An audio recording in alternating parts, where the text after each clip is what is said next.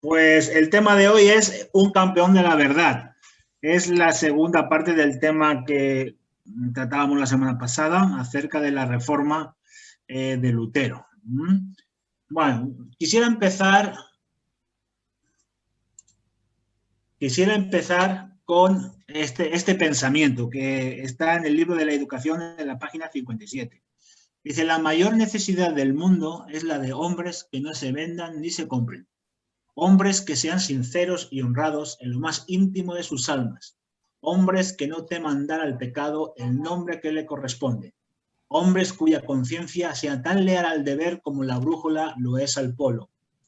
Hombres que se mantengan de parte de la justicia aunque se desplomen los cielos. La verdad que esta cita refleja muy bien lo que vamos a hablar hoy, por todo lo que tuvo que pasar Lutero y cómo el papado, cómo Roma no cesó en su empeño de ir a por él.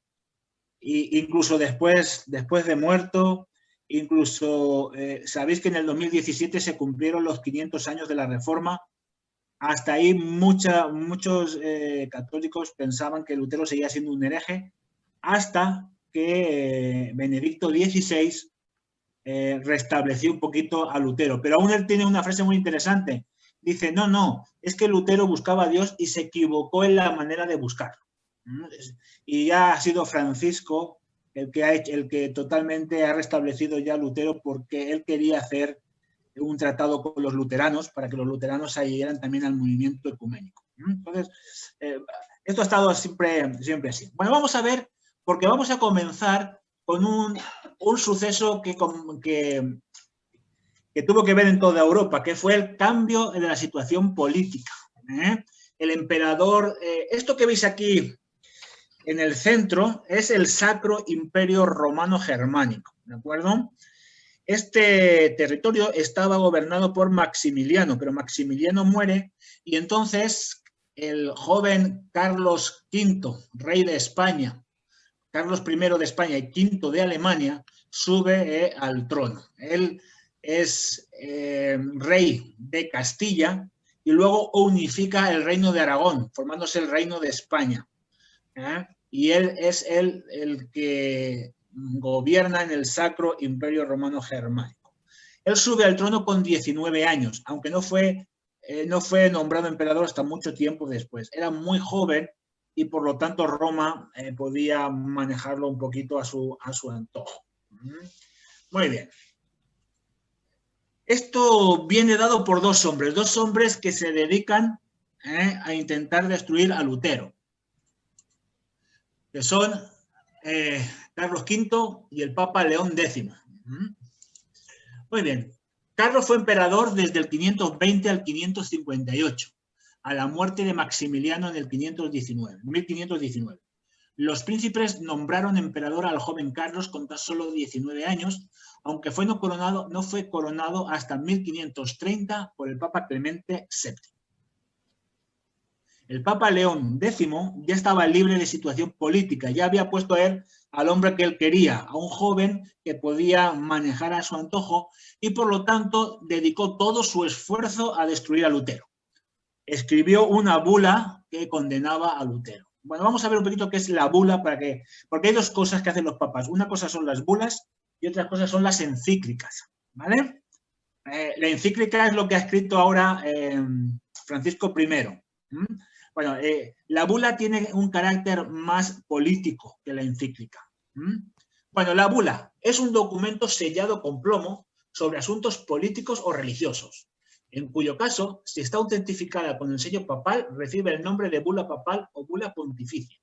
Generalmente se llama bulas a los documentos pontificios que son expedidos por la Cancillería Apostólica Papal sobre determinados asuntos de importancia dentro de la administración clerical e incluso civil, constituyéndose en uno de los instrumentos más extendidos en los que se fundamenta y expande la autoridad del pontífice. Las bulas expresan diversos mandatos en materia de ordenanzas y constituciones, condenaciones doctrinales, concesión de beneficios, juicios de la Iglesia, decretos de indulgencia, de señoríos eclesiásticos, incluso a veces en asuntos políticos. Muy bien, esta fotografía que veis aquí es una copia de una bula papal del Papa Urbano VIII. ¿Vale? ¿Veis? Que estaba sellada y en cuanto estaba sellada, normalmente el Papa no la escribía. El Papa la dictaba y los cardenales, el concilio cardenalicio, la escribía. Y el Papa lo que hacía era sellarla. En el momento que el Papa la sellaba, ya tenía validez, ya era una bula papal. Bueno, ¿qué decía en la bula de León X? En ella se prohibía, y hemos visto que la bula tenía era un documento oficial, tenía un carácter muy, muy importante dentro del catolicismo. Leer, oír, incluso imprimir publicaciones o defender los escritos de Lutero. Ya no solo querían condenarlo a él, sino todos sus escritos y todos aquellos que incluso leyesen los escritos.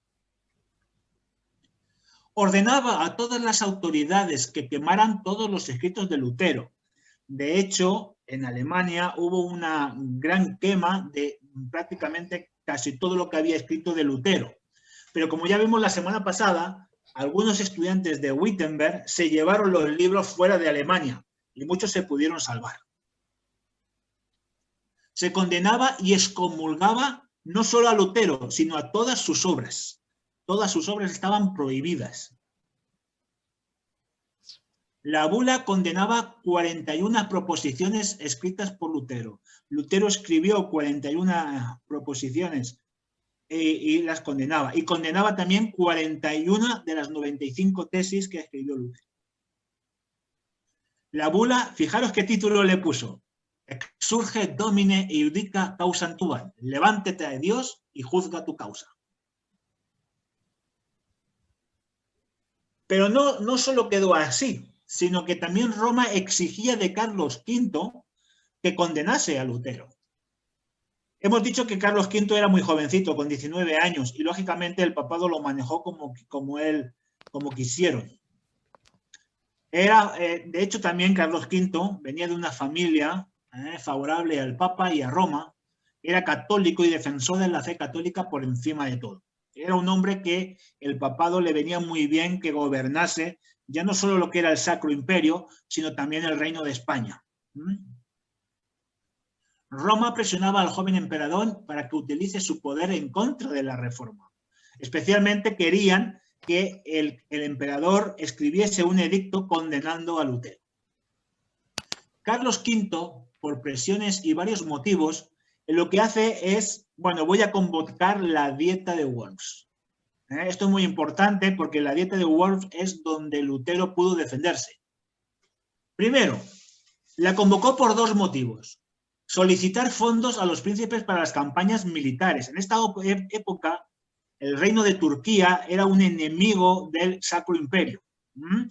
El sultán Suleimán, el Grande, quería destruir y atacar para que el Islam pudiese penetrar dentro de Europa. Entonces Carlos V se ve en esa situación y necesitaba ayuda de los príncipes europeos para la campaña militar en contra de los turcos.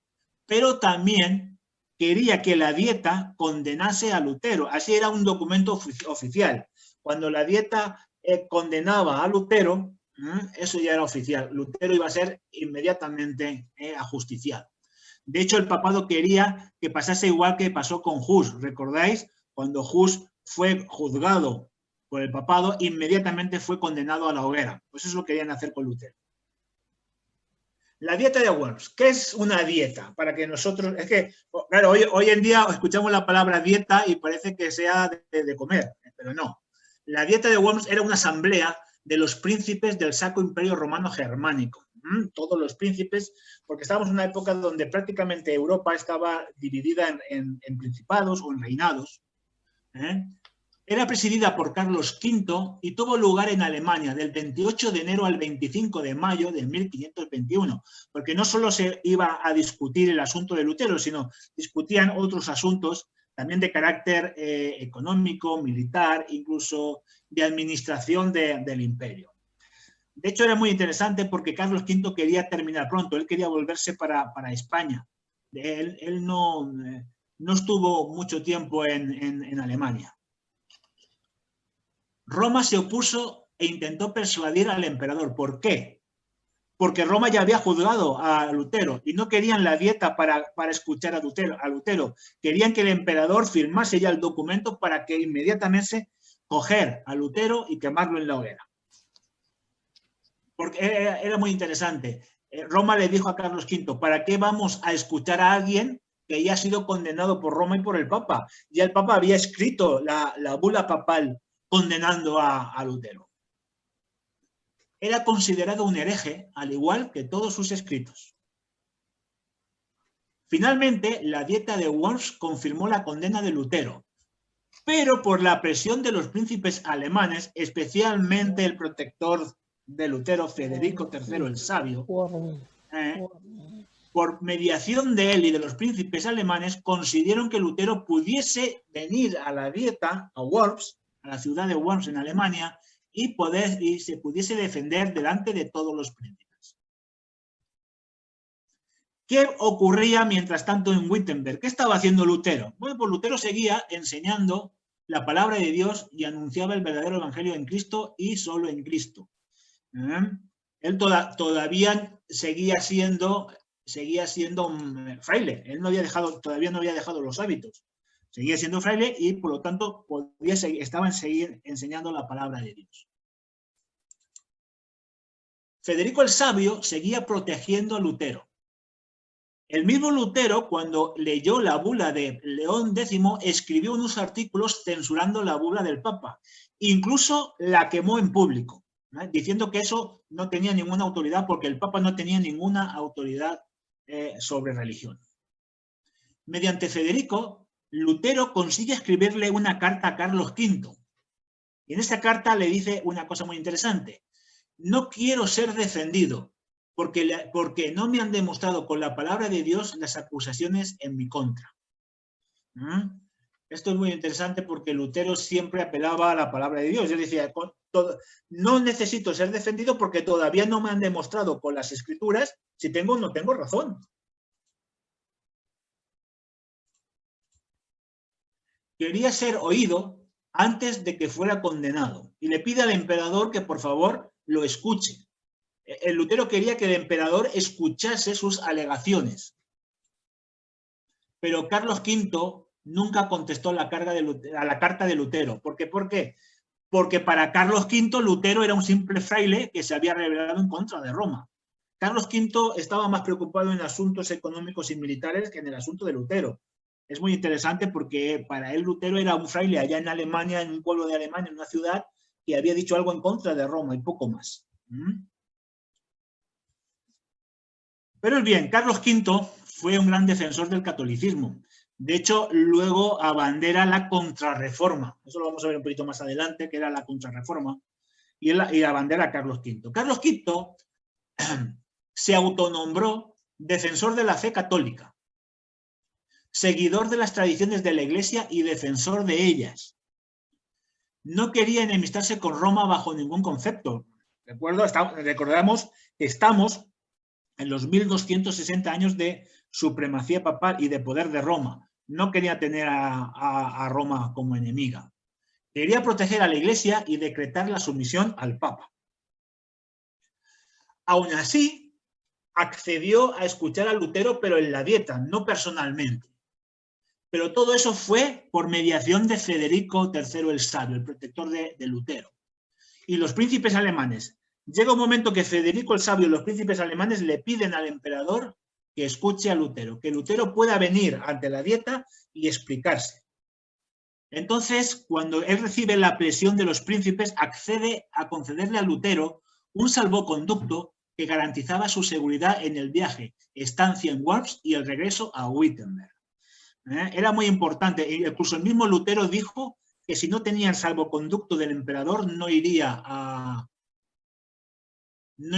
Worms, porque él sabía que su vida corría peligro. Bueno, esto es una fecha muy importante, 28 de enero de 1521. Se abre la sesión de la dieta de Worms. Los príncipes se presentan ante el emperador.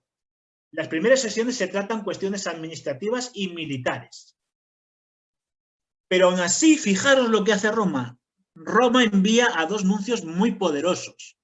A Monseñor Marino Caracciolo, y a Jerónimo Aleandro. Jerónimo Aleandro ya había tenido un primer encuentro con Lutero, ¿vale? La primera vez que se escucha a Lutero en Alemania, Aleandro era el secretario del cardenal que escucha a Lutero, el que rompe sus escritos delante de él. Pero mira, estos dos hombres traen una carta del Papa que le entregan al emperador y ahí decía que Lutero ya había sido condenado por Roma y debía ser ejecutado allí mismo si no se retractaba de todo. Es decir, Roma va a la dieta de Worms a decirle al emperador, no, usted no tiene que escuchar a Lutero, Lutero ya ha sido condenado, usted lo que tiene que hacer es firmar su sentencia de muerte. Roma no se iba a someter ni al emperador ni a los príncipes, por ello persuadieron al emperador de que no escuchase a Lutero. Aleandro dijo, ese miserable queda definitivamente condenado, no queda sino ejecutar la sentencia, y hay de los alemanes que se opongan a ella. Pero aún así, Carlos le pide a Federico que traiga a Lutero a la dieta y garantice su protección. Llega un momento que ya Carlos V dice, venga, pues que venga este hombre, que venga Lutero y vamos a escucharlo, porque estaba oyendo ya tanto hablar de Lutero y tanto, que dice, bueno, pues al final, que venga, y entonces le escribe a Federico, dice, tráelo y yo garantizo su protección.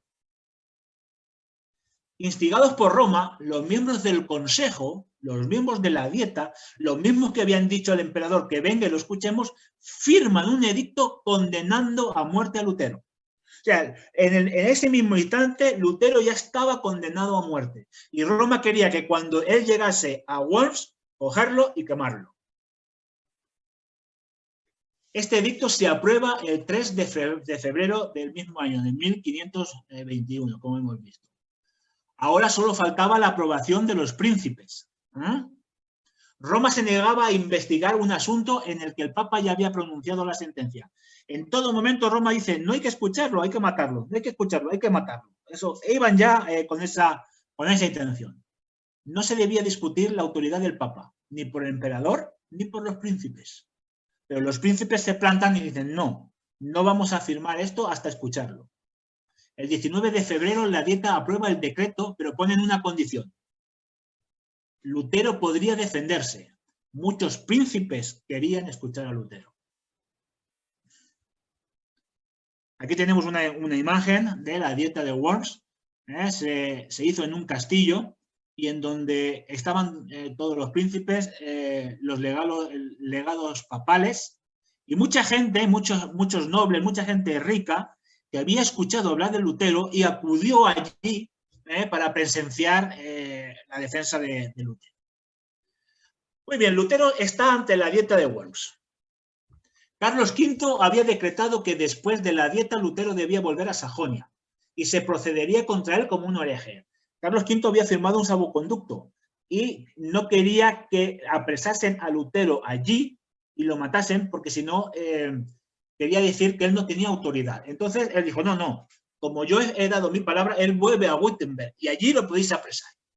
Pero en el trayecto no se le puede hacer nada porque está protegido por mí. Pero Lutero sabía que podía morir en cualquier momento. Esto era muy normal. Muchas veces antes de que llegasen a los que eran condenados como herejes, antes de que llegasen a que lo escuchase el Papa, mandaban a alguien para que en el camino lo matase y se acababa el problema. Ya no había problema, estaba muerto. El 16 de abril del año 1521, Lutero se presenta ante la dieta. Su llegada causa mucha expectación. Muchos nobles, incluso hay 100 nobles que montados a caballos salen a protegerlo para que pueda entrar dentro de la ciudad. Y en ese castillo se congregaron más de 2000 personas que estaban esperando a Lutero para darle ánimo. A Lutero se le llamaba el hijo del pueblo. Fue el sobrenombre que se le dio. Lutero estaba ante la dieta. El arzobispo Johannes von den Erker fue el elegido para juzgar y hacer que Lutero se retractase de todo. No habían enviado a alguien menor, ni a un sacerdote, sino a todo un arzobispo, porque Roma quería cortarle la cabeza a Lutero lo antes posible. Este hombre le hace dos preguntas a Lutero. Primero, si él era el autor de todos los libros que allí habían. Tenía en una mesa todos los escritos de Lutero. Y la segunda pregunta era si se retractaba de todo lo que había escrito en ellos. Lutero fue, a la primera pregunta, él dice, no quiero ni puedo negar que estos libros son míos. Yo he escrito estos libros. Pero a la segunda, Lutero se queda pensativo un momento porque había en juego su fe, la salvación y la palabra de Dios. Así que le dice al arzobispo, necesito un tiempo para reflexionar sobre la segunda pregunta. Así que le dan 24 horas, pero con una condición. No podía escribir nada, tenía que decirlo de palabra. ¿Por qué? Porque todos los príncipes y todos los que habían dado ánimo a Lutero tenían que escuchar que él se retractaba, para que se terminase el problema. Por eso le dicen, no puedes escribir nada, tiene que ser de viva voz, de palabra. 18 de abril de 1521. Ya era de noche y Lutero comparece de nuevo ante una sala llena de gente. Lutero llegó y le hicieron las mismas preguntas. Cuando empezó a relatar lo que había escrito, es decir, Lutero comienza a explicar lo que había escrito, él dice que sus escritos estaban escritos en 3 secciones, pero de inmediatamente le cortaron y le dijeron que solamente tenía que decir si me retracto o no me retracto. No tenía que explicar nada más. La pregunta era clara, ¿te retractas o no te retractas? Entonces la respuesta de Lutero fue maravillosa. Fue la frase que ha pasado a la historia. Lutero dice, a menos de que se me convenzca por el testimonio de las Santas Escrituras o por razones evidentes, puesto que no creo en el Papa ni en concilios solos, puesto que han demostrado que se han equivocado con frecuencia y se han contradicho entre ellos mismos, estoy encadenado por los textos de las Escrituras que he citado y mi conciencia está cautiva de la palabra de Dios. No puedo ni quiero retractarme en nada, porque no es seguro ni honesto actuar en contra de la propia conciencia. Que Dios me ayude. Amén. Esa fue la famosa frase que dice Lutero delante de todos allí, delante de la dieta de Worms, de todos los hombres que habían allí. Se escuchó un gran tumulto. Había gente que estaba a favor y gente que estaba en contra, a favor de Lutero y en contra de Lutero. Lutero se marchó y se fue a su aposento y estaba esperando que en cualquier momento viniesen a por él para ejecutarlo. Roma se sentía derrotada y no iba a dejar que esto terminase así. Roma consideraba un horrible ataque a sus posturas y enseñanzas y que Lutero era un hereje que interpretaba las Escrituras lejos de la tradición de Roma. Así que convencieron a Carlos V a que arrestase inmediatamente a Lutero. Lutero escapó y en el camino a la casa fue secuestrado por Federico III el Sabio, pero fue para protegerlo. Simularon un secuestro. Y así lo salvó de una muerte segura, porque posiblemente si no hubiese sido por Federico, Lutero muere esa noche. Porque Roma no quería vivo a Lutero. Había desafiado su autoridad delante de todo el mundo. Había desafiado la autoridad del Papa, de León X.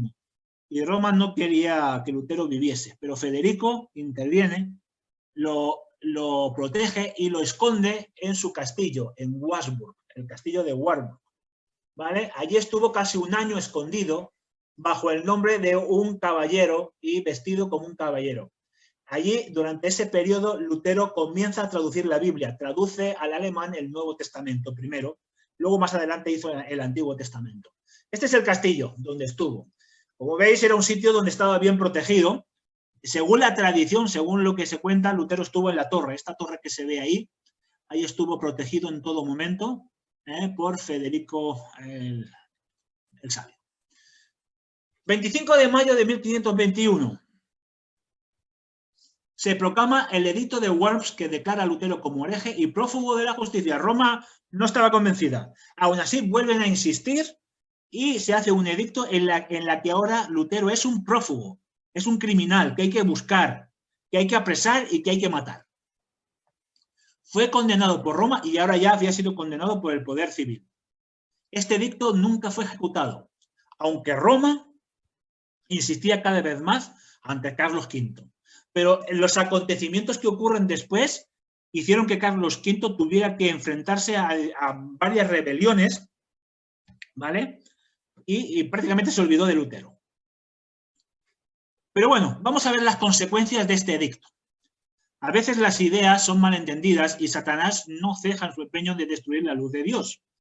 Porque esto hubiera sido maravilloso, aprovechar este parón donde Carlos V estaba más preocupado en otras cosas y se había olvidado de Lutero para que la reforma hubiese seguido adelante, pero ¿qué ocurre? Satanás no cejaba en su empeño y hay una rebelión, ¿vale? Entre el año 1524 y 1529 se desencadenó lo que se llamó la Guerra de los Campesinos, en las que se ataca al clero y al Estado, ¿vale? Algo así como la Revolución Francesa, que fue un poco después, ¿vale? Más o menos, para que vosotros lo podamos entender. Mucha gente, muchos historiadores dicen que muchos se aprovecharon y alentaron al pueblo con las ideas de Lutero. Pero Lutero en ningún momento quiso esto. Él dice claramente que él nunca hubiese querido que hubiese habido un derramamiento de sangre, porque murió muchísima gente. Fue duramente reprimida y se decretó el exterminio de los protestantes y de la Reforma. Ahora Carlos V dice, mira, pues acabo con todos y se acabó la Reforma y los protestantes. También los husitas se habían levantado, Los husitas se levantaron, como vimos cuando hablábamos de Hus, y ahora también los luteranos, los que seguían las ideas de las enseñanzas de Lutero. Roma seguía insistiendo en la lucha en contra de la Reforma. Roma todavía estaba insistiendo en que había que buscar a Lutero y había que matarlo. El Sacro Imperio ya estaba en paz. Ya Carlos V había repelido a los turcos y ahora, cuando ya estaba en paz, Roma vuelve otra vez a insistir a Carlos V y le dice, pone en marcha el edicto de Worms, que hasta el momento no se ha ejecutado. Hay que buscar a Lutero y hay que matarlo. Con todo lo que estaba pasando, con la guerra de los campesinos, que se estaban atacando al clero, muchos monasterios fueron destruidos. De hecho, muchos monjes tienen que huir y muchas monjas tienen que huir presas del miedo. Y aún así Roma estaba más preocupada en tienes que conseguir matar a Lutero, hay que matarlo. Junto a los legados papales, Carlos V convoca una asamblea en Bolonia para que los católicos y los protestantes hagan las paces y solucionen sus diferencias. Es muy interesante porque Melantón, amigo de Lutero, es invitado a esta asamblea para que medie entre ambos. Carlos V dice, mira, necesito la paz en mis territorios. Los protestantes y los católicos no podemos estar matándonos. Ahora dice, me olvido de Lutero y quiero primero esto.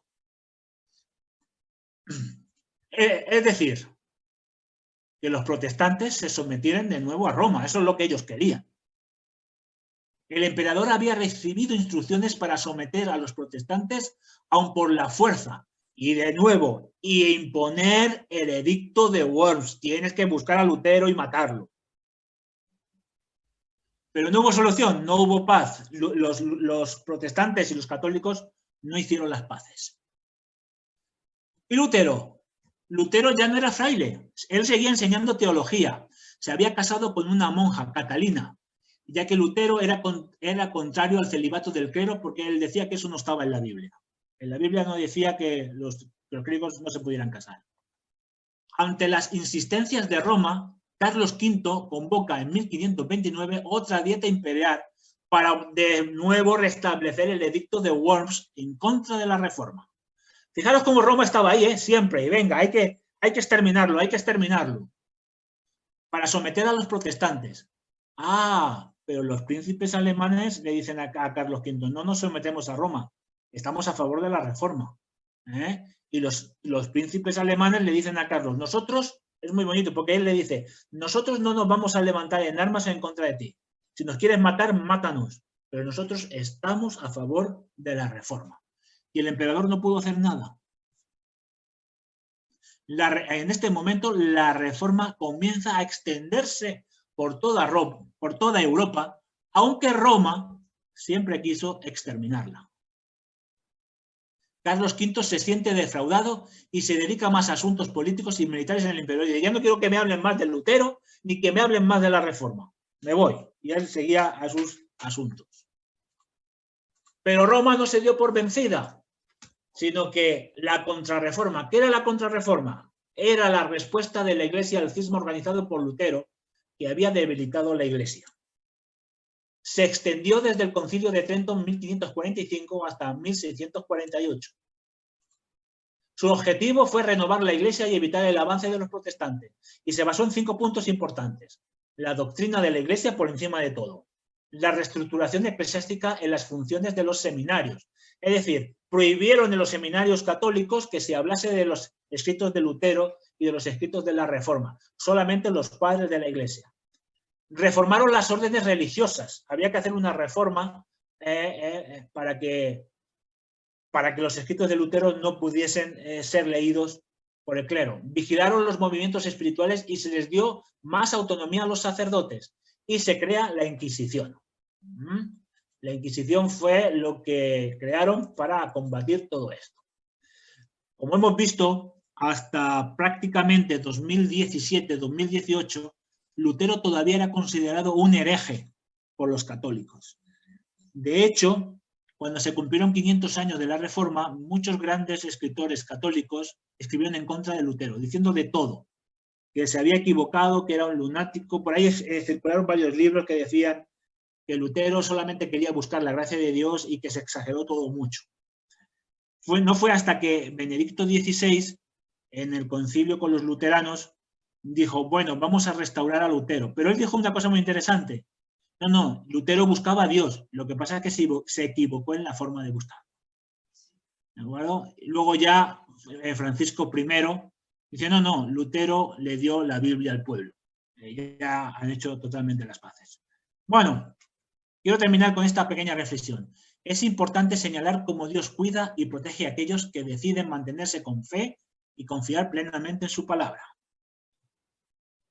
La Reforma pudo llevar luz a muchas personas que estaban en la oscuridad y Satanás no lo pudo parar.